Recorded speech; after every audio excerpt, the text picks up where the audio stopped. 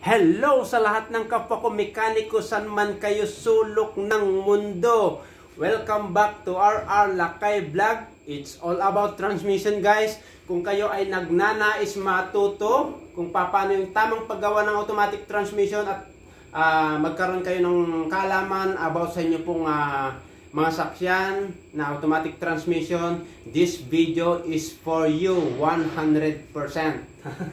So, bago po tayo magsimula, gusto ko munang i-shout out lahat ng aking mga subscribers, viewers dyan. Kung kayo po ay first time or bago lang sa ating YouTube channel, do like and subscribe, guys. At pindutin ang notification bell para lagi kayong updated sa susunod natin mga videos. So, maraming pong salamat sa inyong pagtangkilik sa ating videos.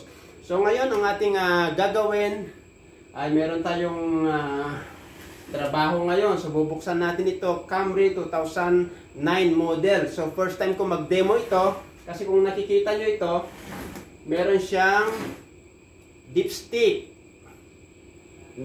So, bago ko bubuksan, gusto ko munang ipapaliwanag sa inyo yung mga ganitong klase ng transmission is meron siyang dipstick. So, kaparehas lang ng mga Toyota Corolla, Yaris. So, mga basta may dipstick. 4-speed siya with overdrive. So, ano yan? Ano ba yung ka-importantihan ng dipsticks? So, kung makikita nyo ito, papakita ko sa inyo. Yan, dito yung yung level na langis. May tinatawag na cool, meron tinatawag na hot. Andyan. Hindi katulad sa mga dipstick na makina na isa lang yung sukatan. Pagka once na sinukat mo na naka-off yung engine, tama na yun. Dito sa automatic transmission po magkaiba. So pagka once na bagong malamig po yung inyong sasakyan, ang level po ng langis ay hanggang dito sa low. Ngayon pagka nag-travel ka na about an hour, mas mahigit, and then saka mo susukatin dapat nandito sa high. Ayan yan. So ganyan yan. So hindi natin hindi ko kaya ipaliwanag kung bakit yung langis pagka once na mainit, dumadami. So mga chemical engineer ang pwedeng makapagpaliwanag po sa inyo. So lang ito. So napaka-importante po yung sukat ng langis. Pagka once na nasa hot ka, tapos nandito lang, ibig sabihin kulang ka ng 1 liter or 2 liters. So importante po yung sukat ng langis kasi pagka once na kulang yung sukat ng langis mo, yung naka-low level ka, or below low level yung langis, ang naidudulot niya na problema po, magiging high temperature dun sa loob ng transmission, sisirain niya yung mga o-rings, yung mga clutch, nagkakaroon, and then, itong torque converter mo, nagkakaroon na siya ng overheating. So, ibig sabihin, imbis na white siya, nagkakaroon ng brown or black. So, nagkakaroon ng overheat dun sa loob hanggang dun sa magkakaroon na po ng sira dun sa loob. Yun yan, importante. So, importante po yung sukat ng langis. Ito naman, kung nakikita nyo ito, yung park neutral switch. For example, na wala kayong parking or reverse light, dito ina-adjust ito or hindi nag-i-start ng parking or hindi nag-i-start ng reverse, ito yan. May adjuster dito, yung gis na tornilyo. For example, luluwagan ko para makita nyo. Ayan o. Yan. Yan. So, pagka once na ganyan, higpitan mo and then, mo ulit, start mo. Pagka hindi in-start, adjust mo konti-konti. Ganyan. Yan. So, mga troubleshooting po yan ng automatic transmission. Ito naman yung inlet and outlet ng langis papunta dun sa sa loob. So ito importante rin ito, makikita niyo ito dalawang output speed sensor and input speed sensor. So ito? Sinusukat niya yung input shaft, yung ikot ng input shaft, and then sinusukat niya yung papalabas na power from output shaft. So, dito kumukuha ng speedometer. So, sa mga transmission, meron yung, pagka once na nag-code ng speedometer, hindi gumagana yung speedometer mo, hindi yan nag-shift.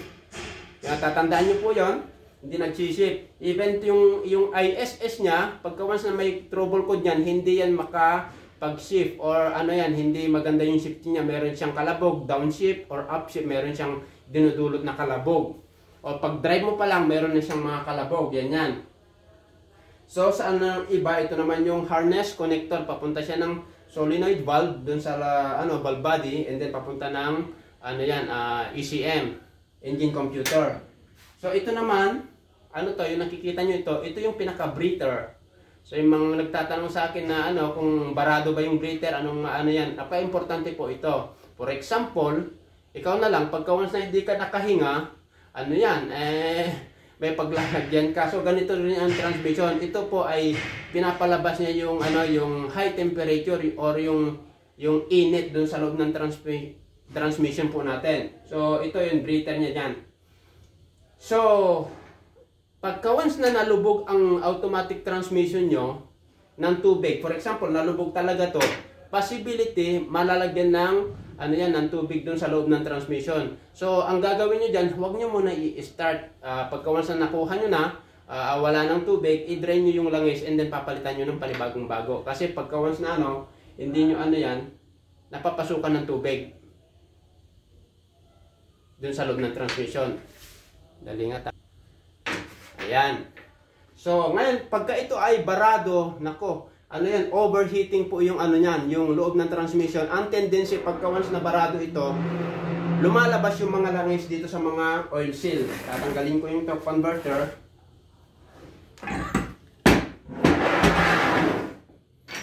Yan, yung oil seal ng hydraulic oil pump, yung axle oil seal, yan. Ibig sabihin, pagka once na naghahay sa loob ng transmission dito, naghahanap ng butas yung naghahanap yung malulusutan yung init. So dito niya sisirain yan sa mga oil seal. Yun guys. At ngayon, let's go, bubuksan na natin.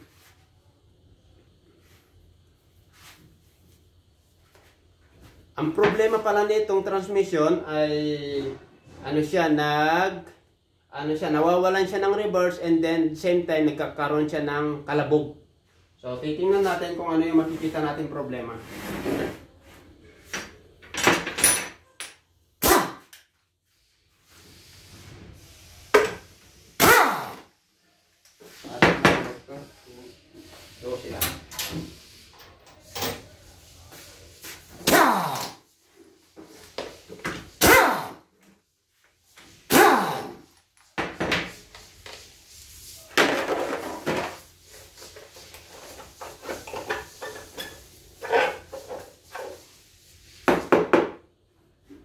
Ito kasi malapit kasi dun sa yun sa may muffler, kaya pino-protection niya para hindi siya masyadong mainitan yun sa loob ng transmission.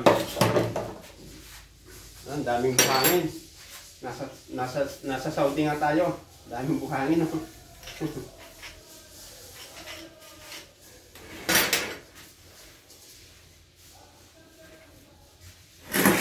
Tatanggalin natin yung mga sensor.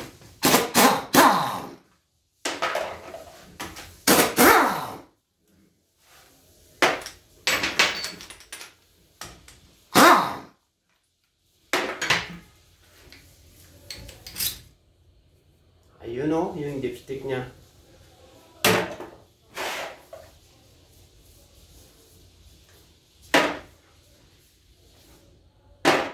Kahit anong klase ng transmission, basta may dipstick na ganyan, pare-parehas lang yung operation.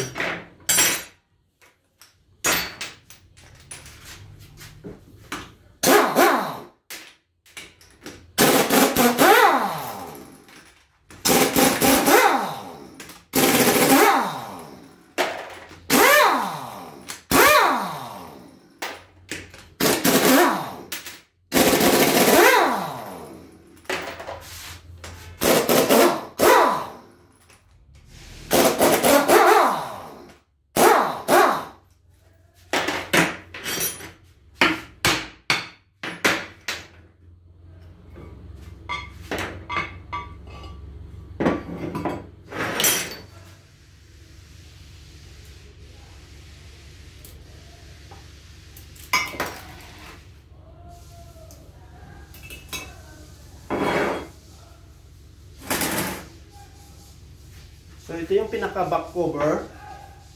Yan.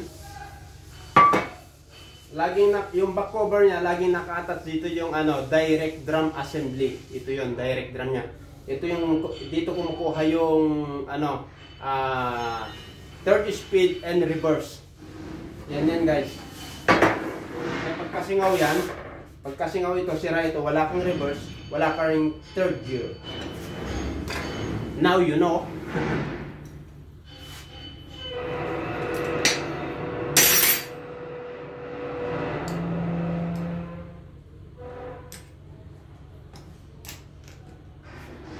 Ito, mga yan, oil passage.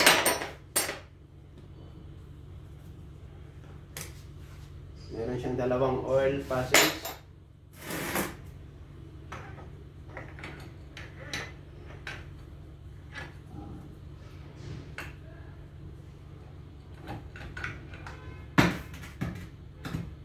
Tingnan niyo yan. Yan. Meron siyang clutch. Up and down. So, i-check natin. I-check natin kung nagana ba o hindi.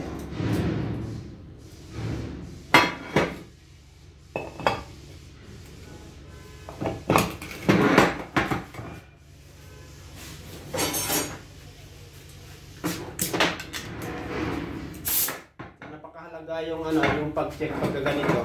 Alam nyo agad kung may singaw o wala.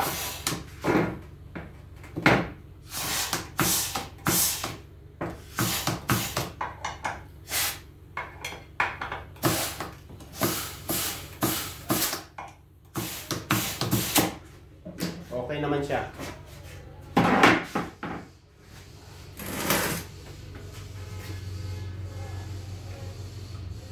Yan, pagka nagtanggal, yan, huwag nyo i-separate. Ganyan lang yan.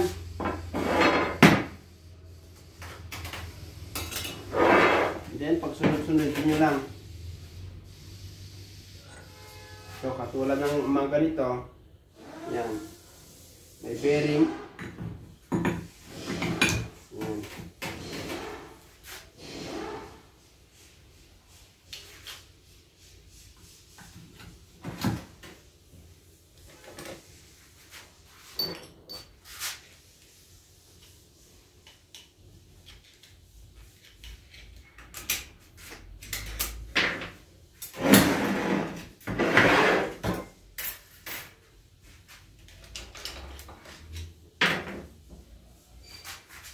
So, titingnan natin yung mga clutch, napakaganda.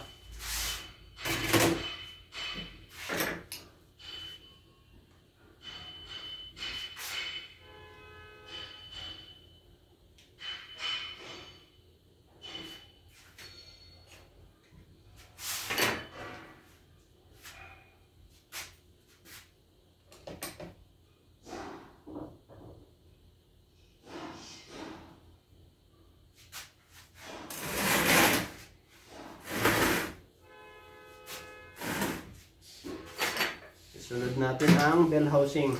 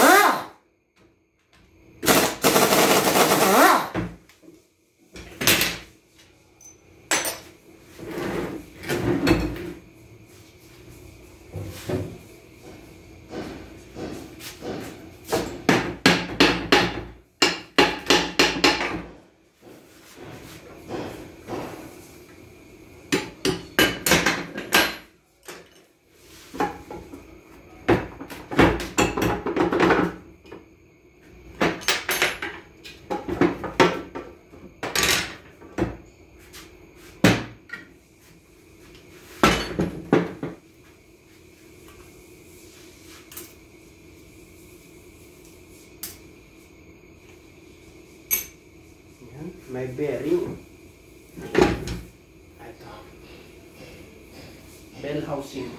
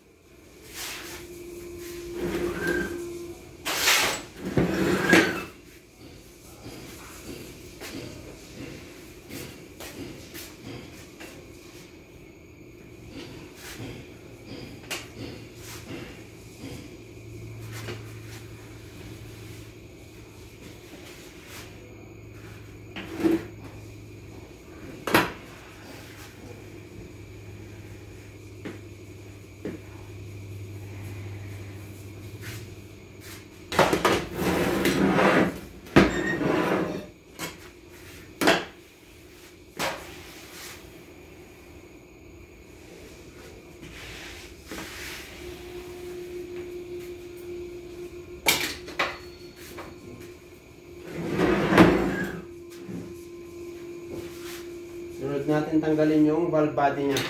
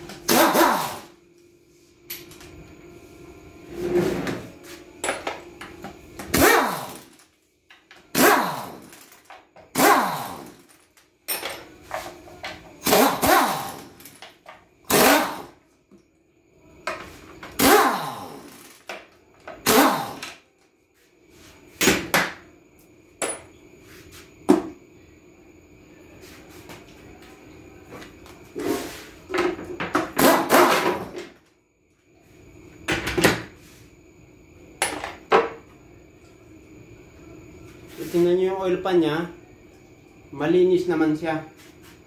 Wala namang sintomas na sunog.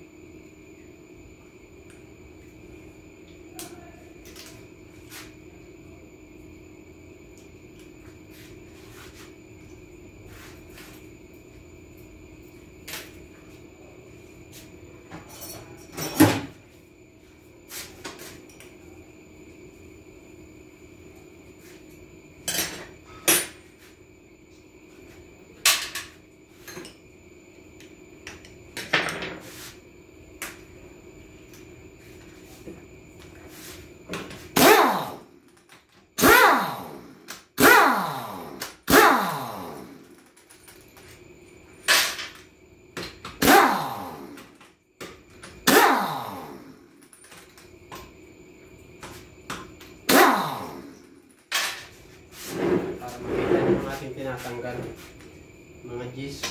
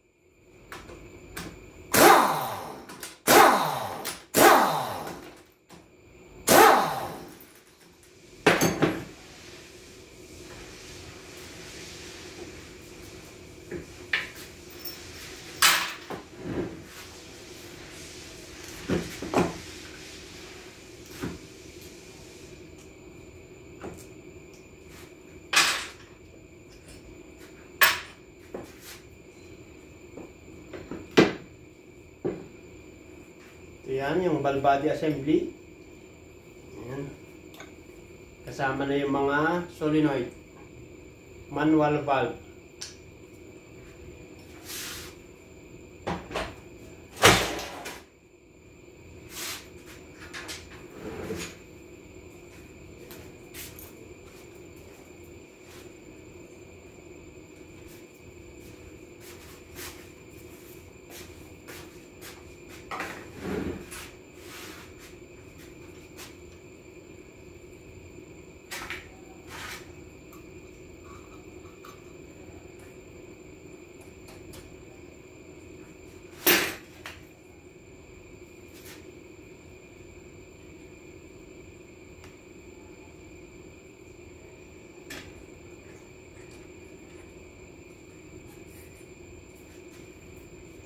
And so minamarkingan ko siya. Nagtanggal ako. Lower accumulator, tapos gitna, tapos upper. Mamaya makapag ano, kasi may mga ano yan, dala-dalawang spring. Yan.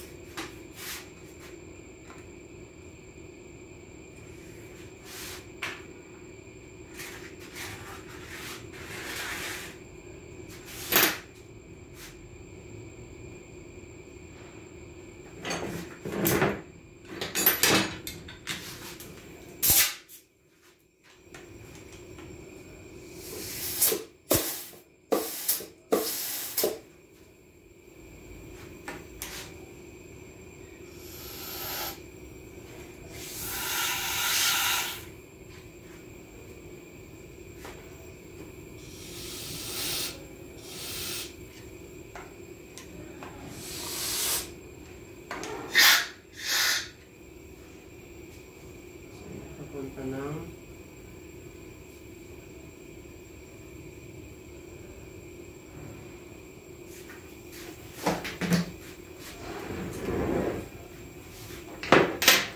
baklasin muna natin.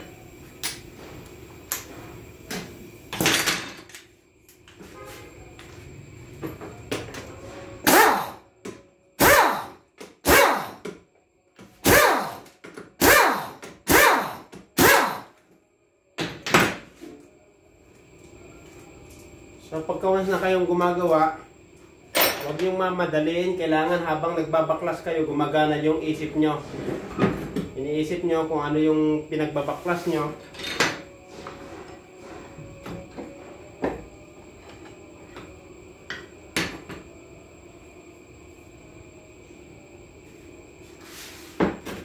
Pump.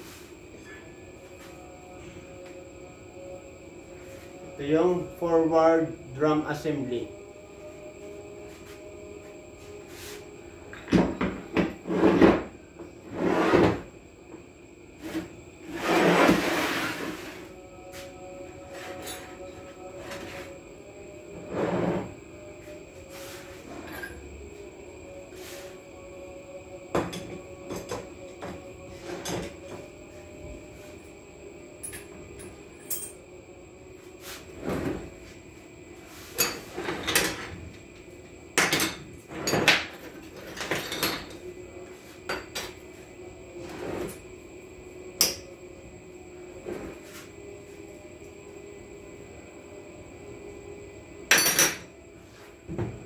Makikita nyo, ito yung pinakaano niya, parking lock. So, i-try natin. Ano ba yung ano niya? Parking lock. Ito. Yan. So, naglalak siya dito. Pagka nag-reverse, yan, bumibitaw. And then, pwede mo naman maikot. Yan. Pagka nag-parking ka, yan. Yun. Nakikita nyo.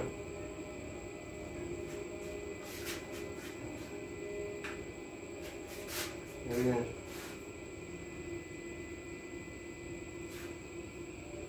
Yan, tatanggalin natin yan.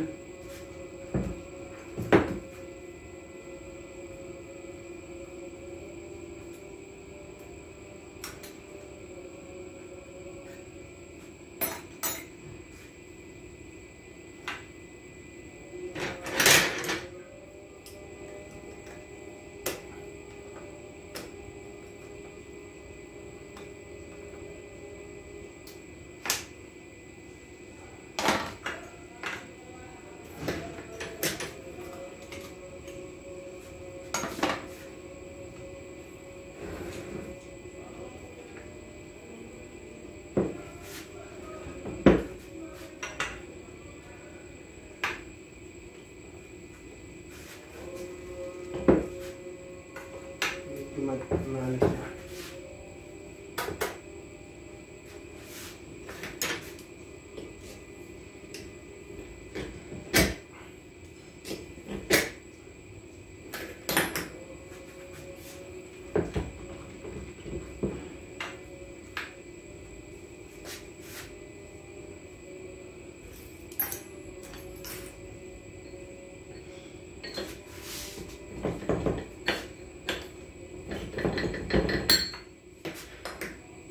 Bigat guys.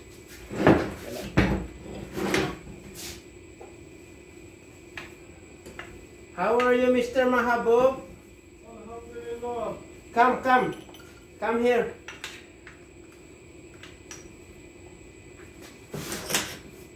Salam alaikum. Thank you very much.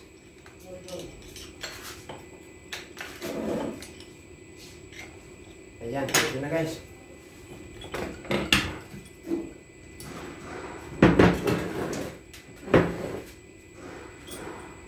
Ito yung ano yan, driven gear. Meron siyang kasamang planetary yan sa loob.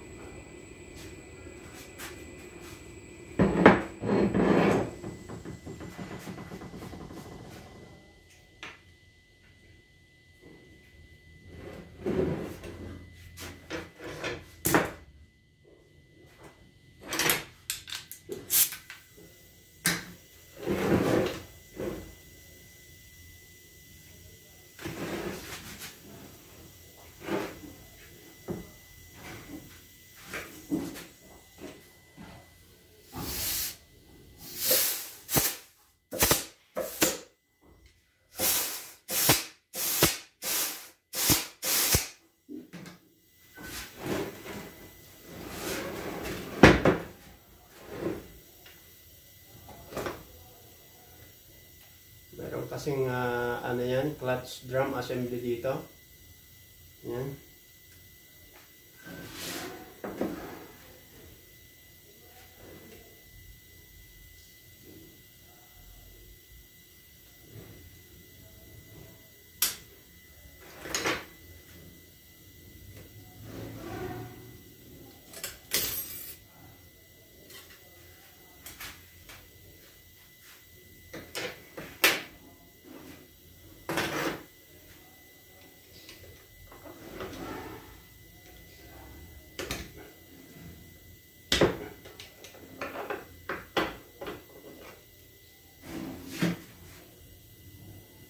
Dito, meron siyang one-way bearing. Yan, kung nakikita niyo yan, one-way bearing siya. Ganyan siya. Yan. Ganyan, umikot siya. Pagka ganito, naglalak siya. Yan.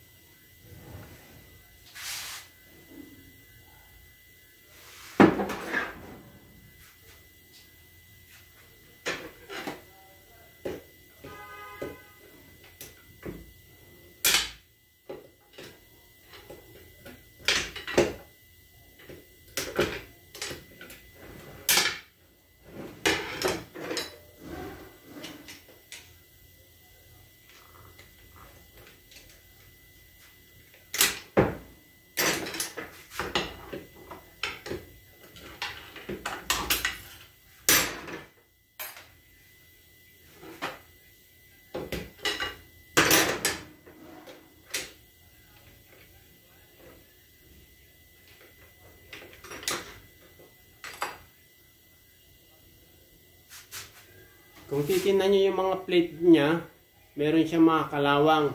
So, meaning, maaaring napasukan siya ng tubig. Kaunti-kaunti. Ito yan, oh. Kalawang.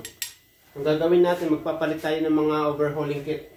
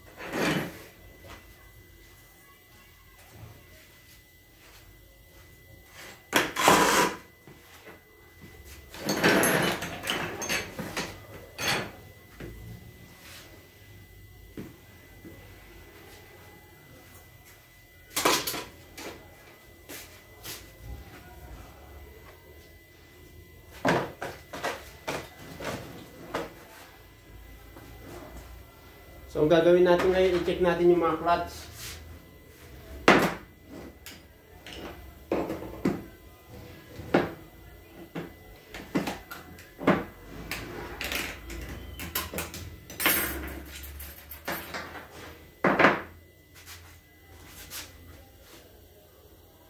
Pagka ganitong klase, siya malinis, tapos yung clutch niya kulay brown siya, at saka hindi wala sintomas ng ng sunog, pwede nyo lang siya ibalik. Yan. Yan, lahat okay.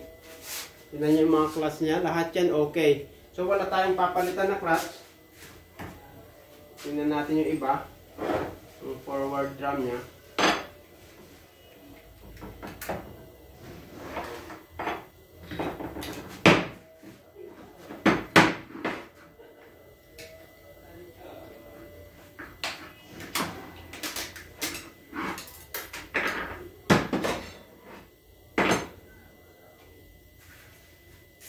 So kahit yung forward drum niya, okay siya.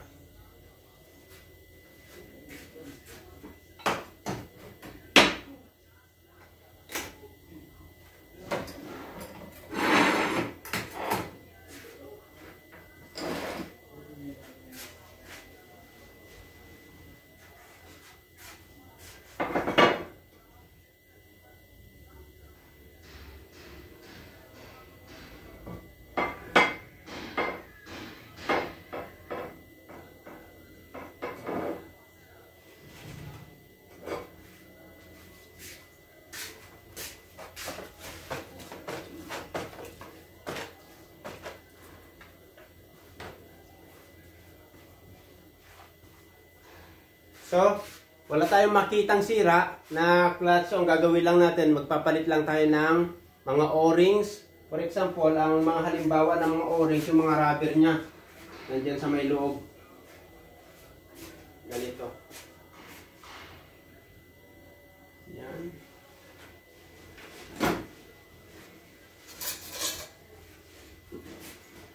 Yan, mga ganito. Pagka bumili kayo, isang karton yan. Mga O-rings. So, kinuha ko dun sa ibang transmission ito. Yan, sirang-sira ito. Yung mga ganitong klase ng clutch, sunog to. Maitim na, tapos then, kinain na yung mga plate.